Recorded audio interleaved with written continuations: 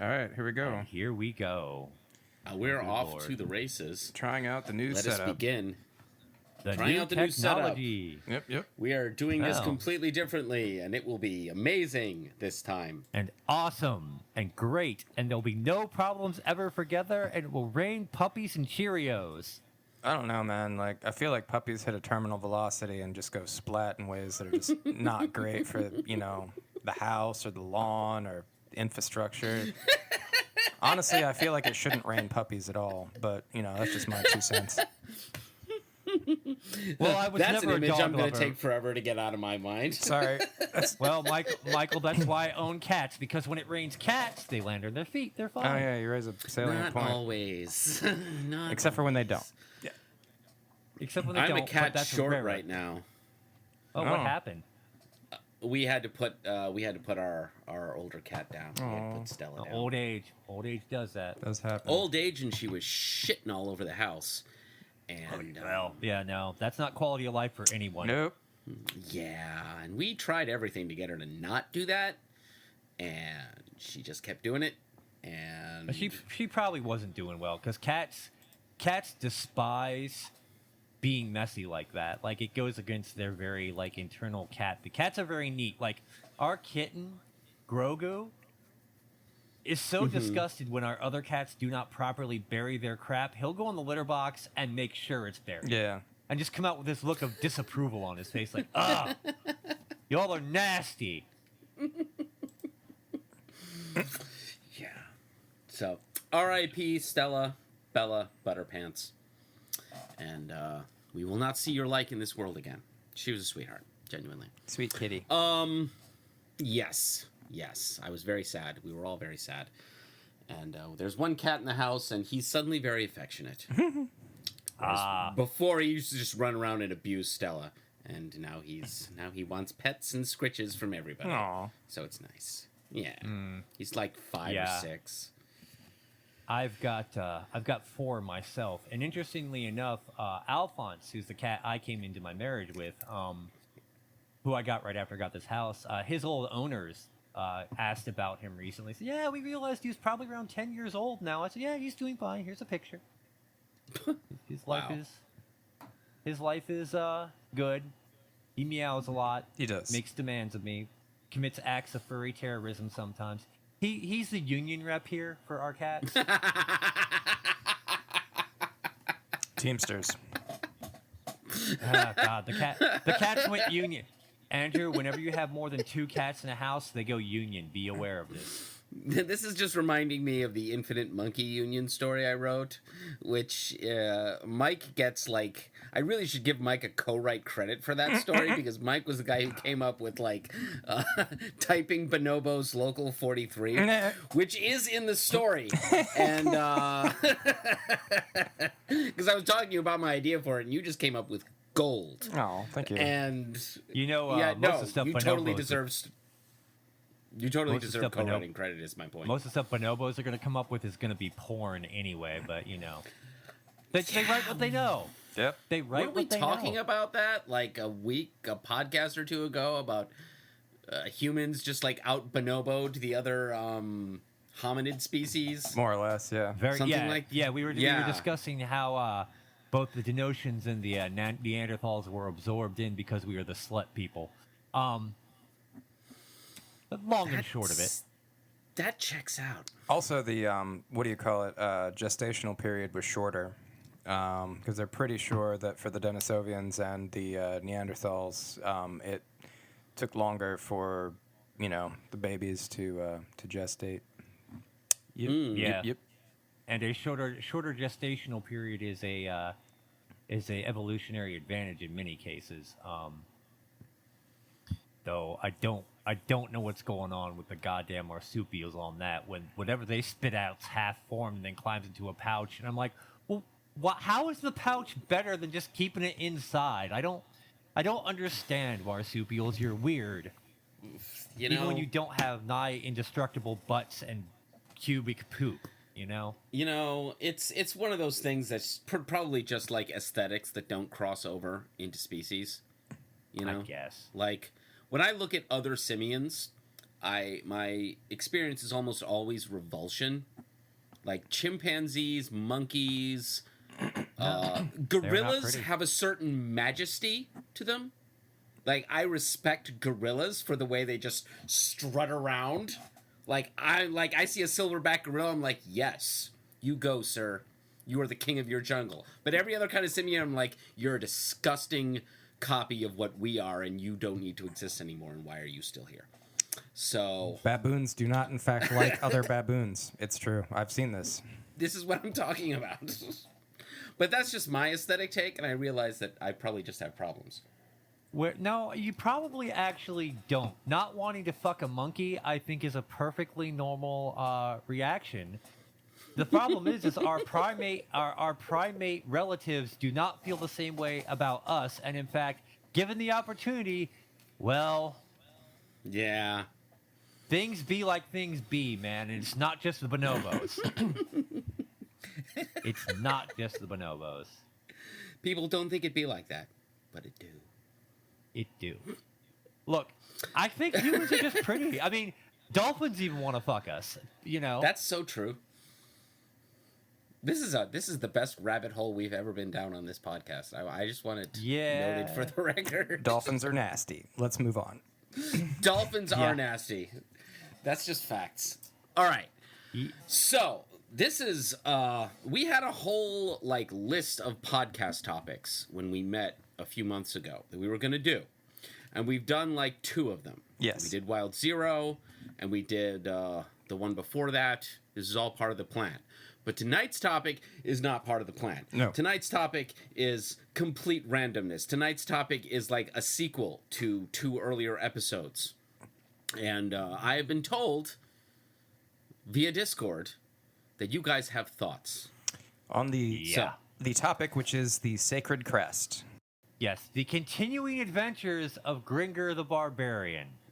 The continuation, the second Grignr the Barbarian story by the guy who wrote Eye of Argon, Jim Theis. The story that up until this year, literally this year, nobody knew existed. Huh.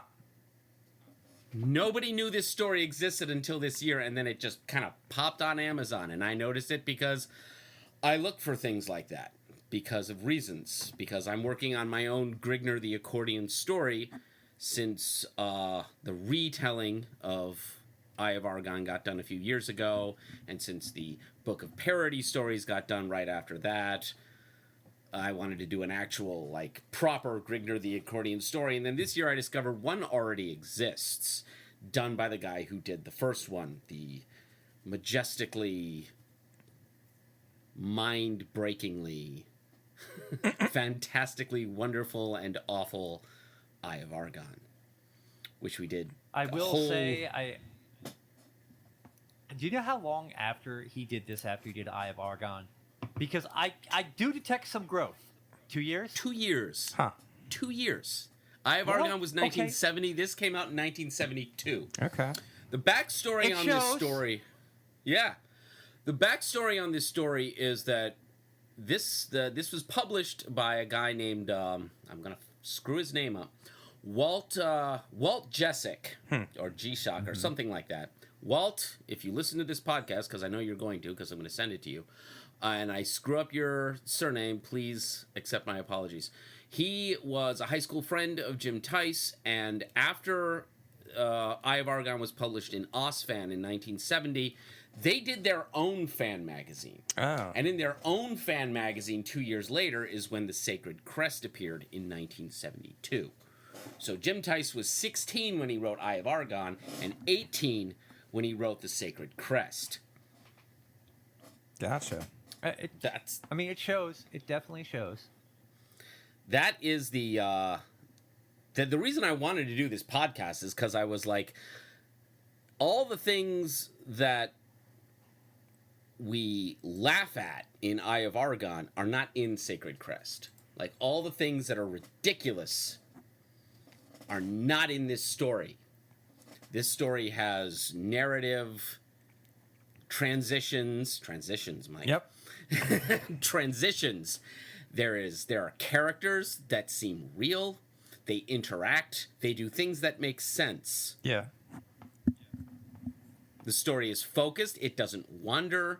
There are no endless walks down long corridors. There are not breezes for no reason. We know exactly where we are, and people are doing things for reasons that make sense. It is true. That's my take. Yeah. That's my take on Sacred Crest. And Grignr is a little more fleshed out. It's true. Uh-huh. We have a feel for his personality. Yeah. And ambition, even. Uh-huh. So I will say that, and while it is certainly still florid in the sense of the purple prose is not redundant. He doesn't try to find 3 ways to say red anymore. Yeah. Rose, red, crimson shade of... Like, except for a couple of spelling errors, I kind of know what the hell he's talking about most of the time. Yep. Yeah. Yeah. The copy that you guys have is the one I just transcribed. Like, Okay. it's still available on paperback on Amazon, and it looks cool because he just photostatted the original. So then that's how I started emailing Walt. Next month, he's planning on going to a convention somewhere in the St. Louis area, I want to say. He is taking up the cross of defending his friend's reputation. Huh.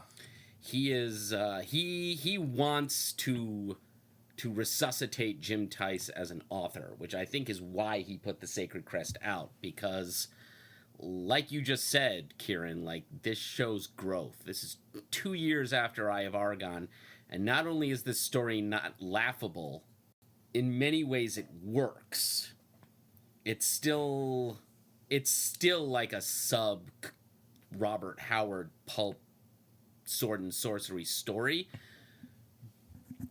But I was very interested while I was reading it.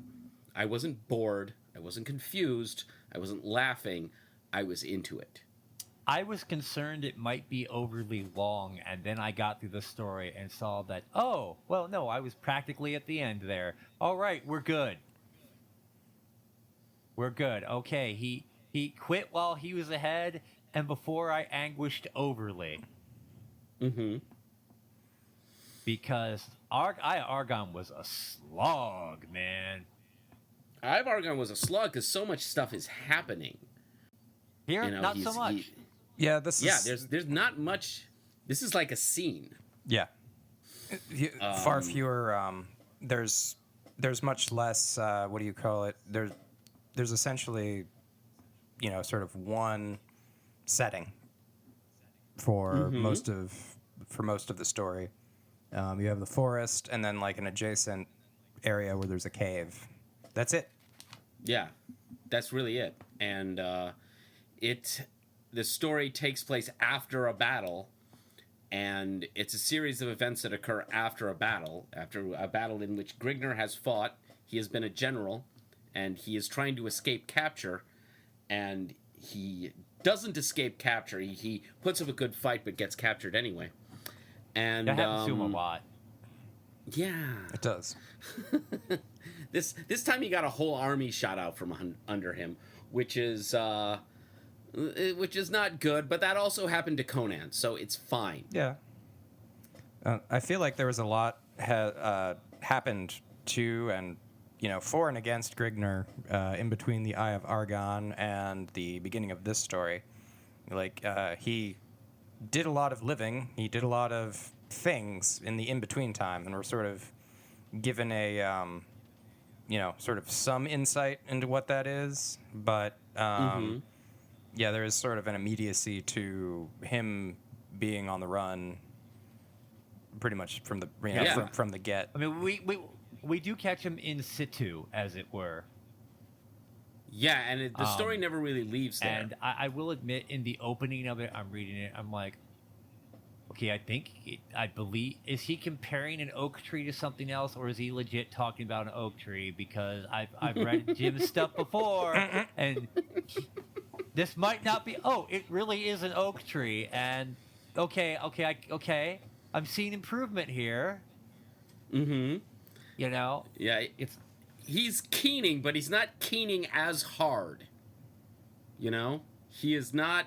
He is allowing some sentences to just lay as they are. Like I feel as though whatever feedback he initially got from the guys at Osfan who put out Eye of Argon, he kind of took it to heart, and maybe he took some more English classes in high school, or maybe a class in college. I don't know what his educational status was at this point, but he picked up enough and did enough more reading so that he was able to, learn a little restraint, because there are still some very Jim Theis flavors and texts to... It's florid. It's very florid. It's florid. It is purple prose, but it's a little more restrained, and there's a sentence early on that kind of struck me. I was like, that's good, actually. There was one sentence that I caught that I just absolutely loved, and I'm gonna go ahead and find it right now if I can. This may take me a minute. This may take me a minute, but there was one sentence I absolutely adored. Yeah, I mean, I'm not gonna lie. The preparing myself mentally to read this was a lot of like, oh, what am I getting myself into? What has Andrew done to me once again? If this was just going to be a cornball, terrible story thing, if Sacred Crest was just going to be a misery fest like Eye of Argon, I wouldn't have had us do it. The only reason I wanted to do this is because I took a look at it and I was like, this is different. This is something It's new. definitely better. And I had an easier time, with the exception of some of the spelling errors, following... Yeah, those kind of took me out a little bit. Yeah, not gonna lie, there were a few where there were quite a few in particular sections, and I had to pause and kind of, do a little bit of verbal forensics to figure out what the passage was trying to say. But I was like, hey, there's transitions, and I can follow what's actually happening.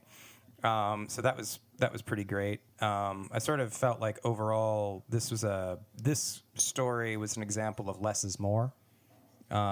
Yes. Because there's really only one, maybe two settings, and as you said, there are characters that actually feel a little more real.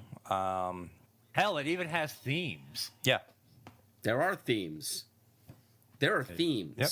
There are legit themes running through it. Who knew? Mm-hmm. I found the sentence. I found the let's sentence. Go. Let's hear it. It is. This is right before. This is describing the battle, which is what happens before we come in.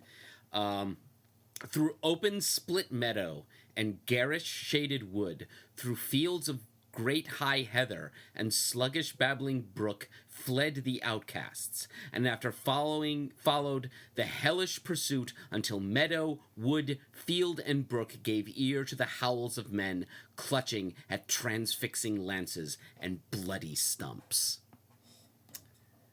I mean, that's pretty good. That's a great sentence. It has parallelisms. He talks about these things and then he brings them back, and it tells a whole story in one sentence. It's a wonderfully efficient piece of storytelling, and it has that great rhythm that Howard could get at, that purple prose can do when you do it right. Like that. That was the sentence that made me say, okay, Theis, you have something here. You have a thing here, and I want to give you credit for it because I'm impressed. Yeah, right on. Like, my quibbles would be less on a technical angle because this is dude's sophomore attempt, and it's much improved over his initial. So credit where credit due. Yeah. But some interesting, perhaps unintentional themes running through it there as well. Okay, Kieran, go. Whatever do you mean, sir? Well, some might call it, well, let's just call a thing what it is, man. There's some very heavy homoerotic themes running through this, man. There are, yeah. for sure. Like, I was pretty sure that Grignr and the captain were flirting. I think what's happening in this story is Grignr and the enemy captain who captures him, but who likes Grignr way better than he likes his own soldiers, which is, repeated to us many times in case we should forget it. I think they're just broing down so hard so that in 2024, we find ourselves unable not to read that into it. Sure. Even though in 1972, Yeah. no one was going to read that into it at all. To me, I almost want to wonder if at some point between Eye of Argon and this, if Jim Theis read some Glenn Cook, read some Black Company stuff. Was that out by then? I have no idea. Was that out already, or didn't it? I thought that Cook wrote in the 70s, but I could be wrong. He might have. I read a lot of Cook's stuff, and I definitely read The Black Company, which was exceedingly well written and really, really good world building. But yeah, I'm gonna say that maybe it's just me being crude, and I'm not trying to look at every interaction between two males that is positive as being maybe homoerotic. But I'm just gonna say that there's it's current year, bro. It just happens. But I'm gonna say after reading, especially when they both wake up in the cave, I'm like, okay, look, I'm just gonna say that one could imagine that mayhaps they turned their murder boners on each other, and maybe because they were a little disheveled, is all I'm saying. It's if you want to read that into the story, you can do it. Not in case of wanting. I'm just reporting my interpretation, sir. What I'm saying is that it's there if you want it to be there, and I think it's not an audacious take. I think it's what happens because there's no women in the Sacred Crest. Nope. There are no female characters, none. It is Grignr and the captain and his soldiers and the mummy, who shows up later. More on that later. Yeah. So I had the one thing that I thought was a little unusual, and this sort of goes with both Grignr and the captain sort of disdaining the captain's soldiers. Yet one of them basically manages to sneak up on Grignr when him and the captain are squaring off towards the beginning of the story, and manages to basically bludgeon him, or sap him so that he passes out. Right. But we're never told who this guy is or which one. There's sort of no props for this guy. Then we're never there's literally no indication of who it was or acknowledgement that this was even a thing that helped the captain basically in his quest to bring Grignr in alive. Because if the mission was just go kill this fool, we wouldn't have a story. So, right. The captain is he's a better written character than Carthena, but that's not saying a whole lot. And the bar was low. The captain is very one note. It's fair to say. And my greatest criticism of the story when I first read through it is why doesn't he have a name? Which kind of goes to what you were talking about, Mike. It's there are other soldiers, there are other characters in this story, and none of them have names. Right. The captain should have a name. We know where he's from. There's a whole country that got added to the story here. I don't know where it is, but or where it is in relation to Norgolia, or wherever we are now. But he should have a name. Right. He should the have soldier who sapped him. And he should have at least revealed that name in his dying breath, Yeah. Because you get tired of reading the captain, the commander, the captain, the commander, the guy in charge, the officer. Give him a name. Well, another question I sort of had about it, and this is related, was so at one point we're given the count of how many of the captain's men Grignr manages to kill before he's captured, I think. But then we don't actually know. Maybe I missed it, but like, how many men does he have left? That's a really good question. Enough. Yeah, I mean, I guess like I figure it's got to be at least six, but seven. They do say. Do they? Okay. They reveal it in the mummy sacrifice right Okay, before, and I okay. believe the number is 13. Huh. I believe. Okay. Okay, I- that sounds right. Yeah, I believe it's That like feels right. 13 It's men not- fell before the mummy before blah blah blah and blargazy. And I just want to point out back to my homoerotic thing, because I haven't left this yet, that Grignr does seem suspiciously similar to Grinder, and Nah. well, Grignr the Barbarian. Oh shit!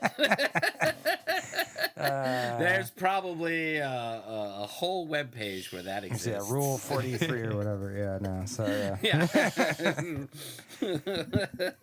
Rule 1, really. yeah. Yeah. There's one or five things that do grind on the reader. One is the captain being so one note. Like, he doesn't seem to have much of a personality beyond hating his men and thinking Grignr is cool. The other thing is the other well that Theis keeps going to in this story, and I don't want to complain about it too much, but he talks about shadows a lot, Yeah. and I'm never 100% certain.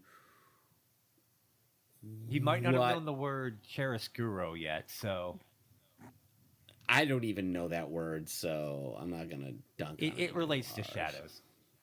Yeah, he goes to that well a lot, and it's always like, okay, like, what are you talking about, and what does this mean? And it really only becomes relevant at the end, if then.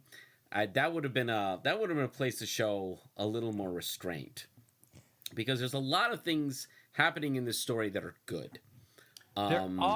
There are, I think there are, and this is a pure nitpick, like a purely, but there's a little bit of thematic mismatching there. Mm-hmm. Well, before I get to that, how about you, in summary, Andrew or Mike, give us a lowdown of the general story of the Sacred Crest, because it's not Okay. that long of a summary, honestly. No. Okay, Grignr is on the run from a battle he just lost. He was the general of an army of a prince who was trying to overthrow his father, and he failed. There's very strong March of the 10,000 vibes here. Xenophon's Anabasis / the Warriors thing happening here. I would not have been surprised if Theis had named the prince Cyrus. I would have enjoyed that, actually. And the Grignr's on the run, and while he's on the run, because he's hungry, he decides to shoot a deer. Completely reasonable thing to do. He's hungry. And the part of the story that goes into the stalking and shooting of the deer is the part of the story that kind of hooked me from the beginning, because I totally understood what was happening, unlike Eye of Argon. I totally understood why Grignr was doing what he was doing, and there was a lot of really nice, juicy tension at this moment. And then he shoots the deer, and as soon as he does that, he gets found. The captain and the soldiers find him. He puts up a fight, gets sapped, he gets captured, and through a series of conversations, Grignr and the captain have this, like, bro down. And they're just, like, bros. Because they respect each other's awesome warrior manliness. And read Mighty into that dudes. whatever you want to do. Read into that whatever you want to do. It's only gay if your wieners touch. Everybody knows that. And False, actually.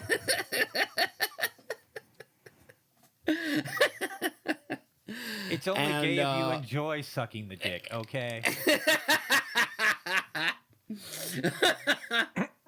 And and then this gets interrupted by one of the soldiers, who again has no name, discovering that Grignr has shot this deer, which, as it turns out, is a sacred animal.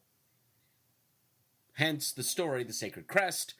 And the killing of this deer will bring upon a great curse.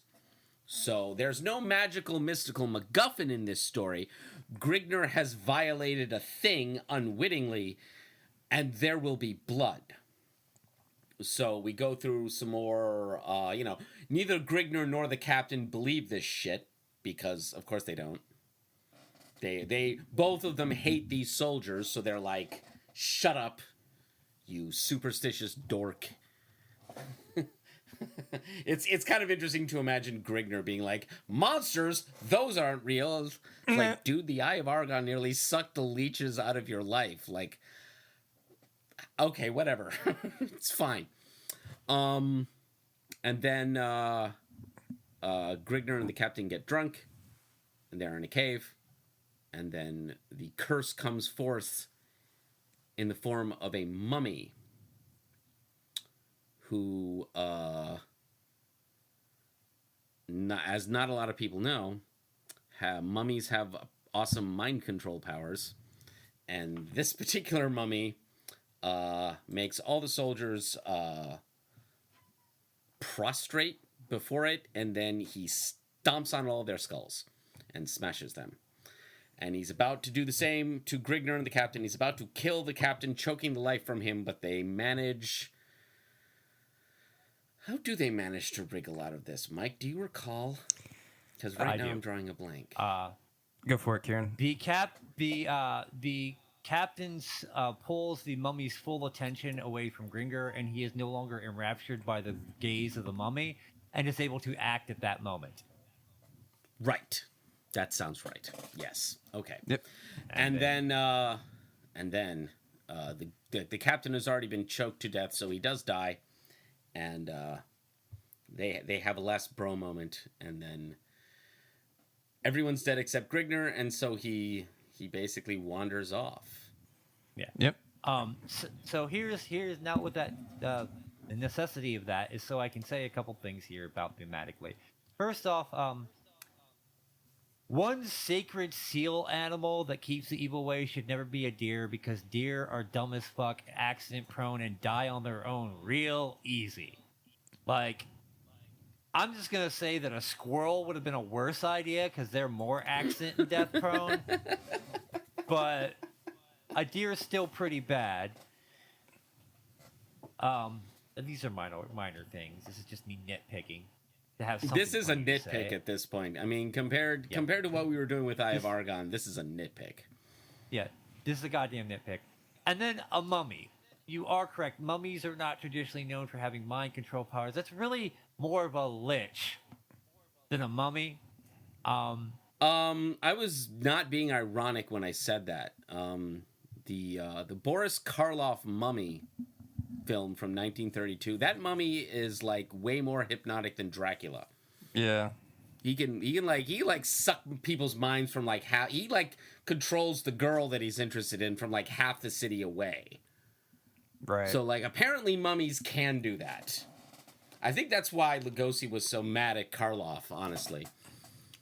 I mean, I don't know, man. I'm just gonna put out there that, you know, depending on, that limey cocksucker is not fit to smell my shit.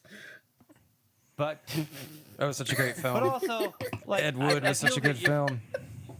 I feel that the sacred animal in this case should have been something, I don't know, a little more Egyptian themed, or Middle Eastern of some sort, like a gazelle, an antelope, like the sacred zebra. I don't know.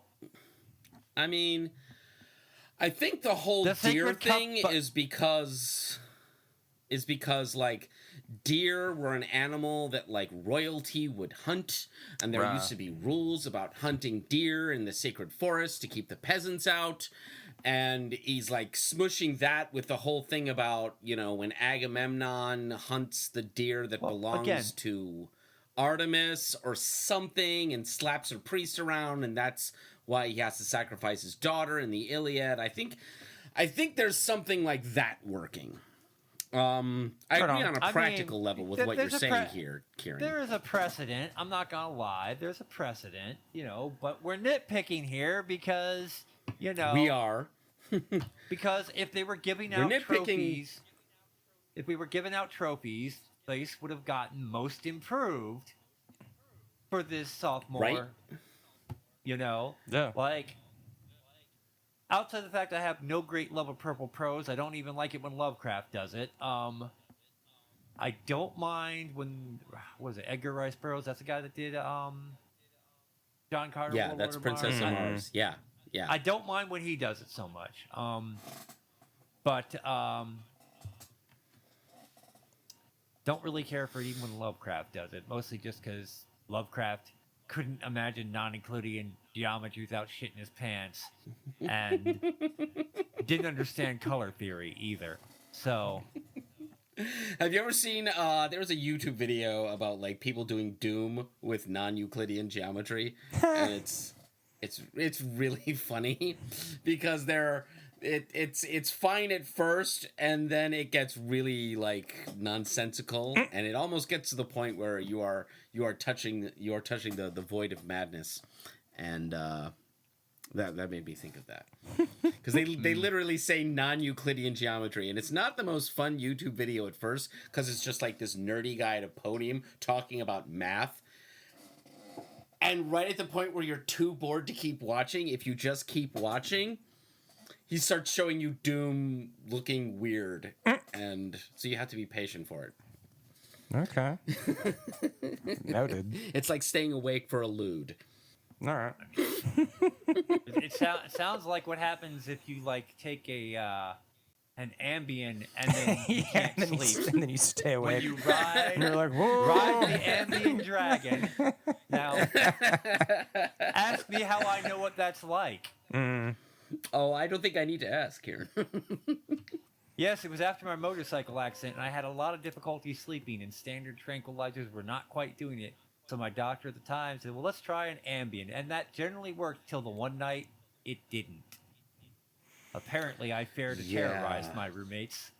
Yeah. That sounds right. I spake unspeakable things at them, which, being my roommates, they had to be somewhat inured to my nonsense, but apparently... Apparently, killing on heavy mind-altering drugs will tell you shit you're not ready to deal with. Oh. Which is weird, because Mike has been around me in all manner of states, and he's never been like, well, Like, I asked him, when I was in the hospital, he came to visit me after the motorcycle accident, and I was hopped up on morphine. I said, dude, what? I said, yeah, you just had some stuff, man. It was a little crazy, but, whatever. Yeah. But that could just be Mike's deadpan nature. It's hard to say. I mean, it was just, it was like, you were slightly disconnected. So it kind of, we were talking about transitions earlier. So there was just like an absence of transitions in your speech, which, like being on a lot of painkillers is going to do that to you. That's sort of what they're known for. So. It's true. Yeah. You're bouncing between topics. Yeah, it's one of the first things to go is cognition. Yeah.